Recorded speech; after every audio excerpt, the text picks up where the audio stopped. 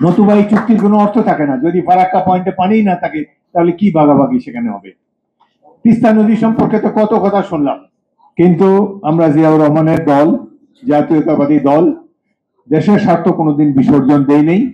তখন যখন দেখলাম যে তারা এই সম্পর্কে কিছু বলবে না, আমাকে সকল কূটনৈতিক রীতিনীতি ভঙ্গ করে বলতে হচ্ছে, এক্সেলেন্সি, এই প্রশ্নের উত্তর যদি আমি না পাই তাহলে আজকে বিকালে একটি ফ্লাইট আছে, মিটিং এখানেই শেষ, আমি বিকালের ফ্লাইট ধরে আমি আমার দেশে চলে যাব। এটি শুনে তাদের মধ্যে নতুন চাঞ্চল্য শুরু হলো।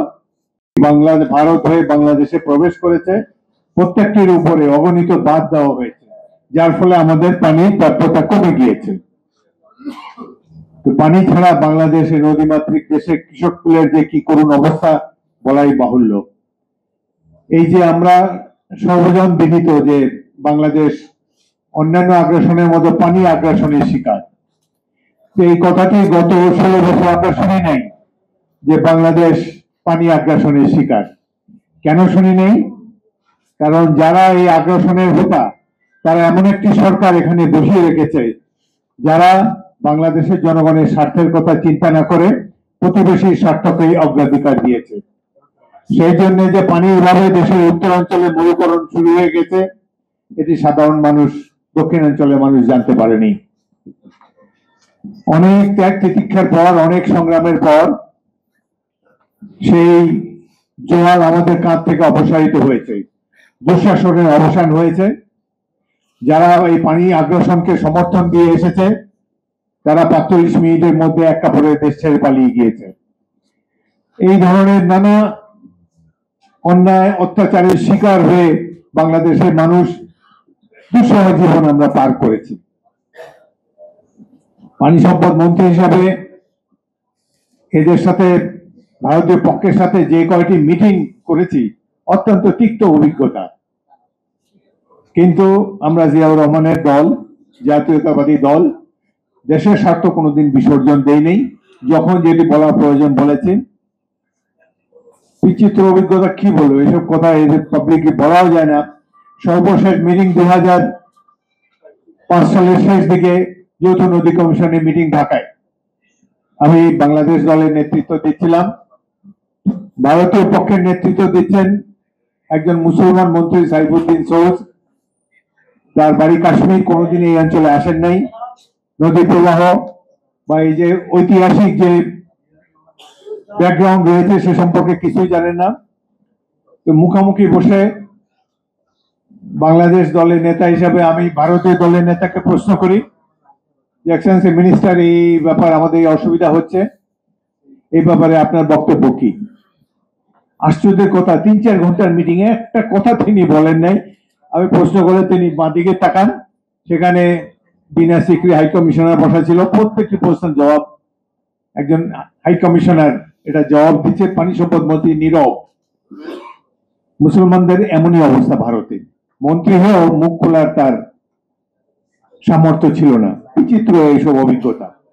আরেকবার এই যে টিপু সুলতান সাহেব যৌথ নদী কমিশনের এই আন্তঃনদী সংযোগ প্রকল্পের কথা বলেছেন। আন্তঃনদী সংযোগ প্রকল্প হলো বাংলাদেশে যে কটি নদী আসে ভারতের মধ্যে দিয়ে প্রবাহিত হয়ে বঙ্গোপসাগরে বিলীন হয়, তার মধ্যে সবচাইতে বেশি পানি, ৬৫% পানি আসে ব্রহ্মপুত্র নদী দিয়ে। এই ব্রহ্মপুত্র নদীর উপরে গৌহাটির একটু উজানে, কয়েক মাইল উজানে ভারত পরিকল্পনা করেছে পাম্প করে এই বিশাল জলধারা ব্রহ্মপুত্র নদী পাহাড়ের উপর দিয়ে নিয়ে, ভারতের মধ্যে দিয়ে নিয়ে সেটিকে গঙ্গা নদীতে ফেলা হবে এবং গঙ্গা নদীর থেকে এই ব্রহ্মপুত্রের পানি সারা ভারতে ছড়িয়ে যাবে। আমরা যে প্রাপ্যতা, আমাদের প্রধান যে নদী পানি সরবরাহকারী ব্রহ্মপুত্রের পানি আমরা পাবো না। এটি প্রকল্প অত্যন্ত গোপনীয়তার সাথে তারা এটি প্রকল্পটি বাস্তবায়ন করার জন্য উদ্যোগ নিয়েছে। তারা কমিটি করেছে। আমি যত ওই 2003 সালে প্রথম মিটিং এ যখনই আমি বললাম যে এটি নিয়ে বাংলাদেশের জনগণের উদ্বেগ আছে, আন্তঃনদী সংযোগ প্রকল্প সম্পর্কে আমরা জানতে চাই, ভারতীয় মন্ত্রীকে অনুগ্রহ করে আমাদেরকে জানাবেন। আমার কথা শুনে তারা মনে হলো মিটিং এর মধ্যে নিস্তব্ধতা নেমে এসেছে, কোনো কথাবার্তা কারো নাই, একে অন্যের দিকে তারা চালাচ্ছে ভারতীয় ডেলিগেশন। তারপর একজন বললো যে না, এই ধরনের কোনো প্রকল্প তো আমরা করছি না। আমরা খুব ভালো, এই কথাটি আপনারা অনুগ্রহ করে আজকের এই মিটিং এ আপনারা মিনিটসের মধ্যে লিখে দিবেন যে এই ধরনের প্রকল্প ভারত করবে না। তারা বলে যে না, এটা আমরা লিখে দিতে পারবো না। আমি বললাম যে আপনারা তো এই প্রকল্প করবেন, উপমন্ত্রী সুরেশ প্রভুকে আপনারা নিয়োগ দিয়েছেন এই প্রকল্প প্রধান হিসাবে, বাজেট অ্যালোকেশন আপনাদের আছে এই আন্তঃনদী সংযোগ প্রকল্পের জন্য, আপনারা এখানে বলছেন করবেন না। খুব আমরা আশ্বস্ত হলাম, এই কথাটি অন্তত লিখে দিন। অদ্ভুত কারবার, তারা বলে যে না, এটা লিখতে দেবো না। আমি চাপ দিচ্ছি যে না, মিটিং এর মধ্যে আমরা দুটা বন্ধু প্রতিম দেশ কেন একে অন্যের সমস্যা নিয়ে আলাপ করতে পারবো না। তখন যখন দেখলাম যে তারা এই সম্পর্কে কিছু বলবে না, আমাকে সকল কূটনৈতিক রীতিনীতি ভঙ্গ করে বলতে হচ্ছে, এক্সেলেন্সি, এই প্রশ্নের উত্তর যদি আমি না পাই তাহলে আজকে বিকালে একটি ফ্লাইট আছে, মিটিং এখানেই শেষ, আমি বিকালের ফ্লাইট ধরে আমি আমার দেশে চলে যাব। নতুবা এই চুক্তির কোনো অর্থ থাকে না। যদি ফারাক্কা পয়েন্টে পানিই না থাকে তাহলে কি ভাগাভাগি সেখানে হবে? তিস্তা নদী সম্পর্কে তো কত কথা শুনলাম। পশ্চিমবঙ্গের আপত্তির কথা বলে, আমরা সেটি নিয়ে কনসার্ন না। আমরা স্বাধীন সার্বভৌম দেশ, স্বাধীন সার্বভৌমত্ব ভারতের সরকারের কাছ থেকে আমরা ন্যায় ভিত্তিক একটি সমাধান চাই। ইতিমধ্যে এগিয়ে এসেছে চীন, যাদেরকে আমরা ধন্যবাদ জানাই।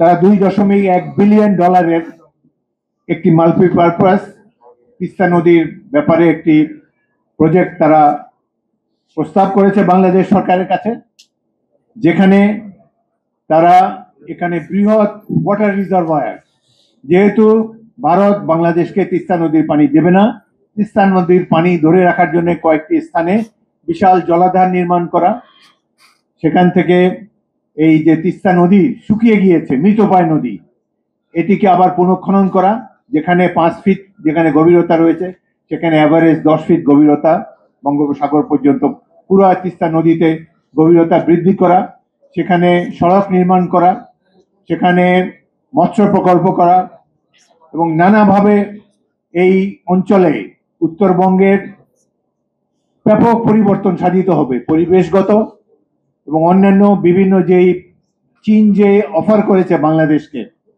এটি যদি বাস্তবায়ন করা হয় তাহলে আমরা এই ভারতে যে তিস্তা নদীর পানি তারা যে উইথড্র করে নিয়েছে তার অনেকটাই আমরা প্রতিকার করতে সক্ষম হব এবং উত্তরাঞ্চলে চমৎকার একটি পরিবেশ আমরা দেখতে পাবো।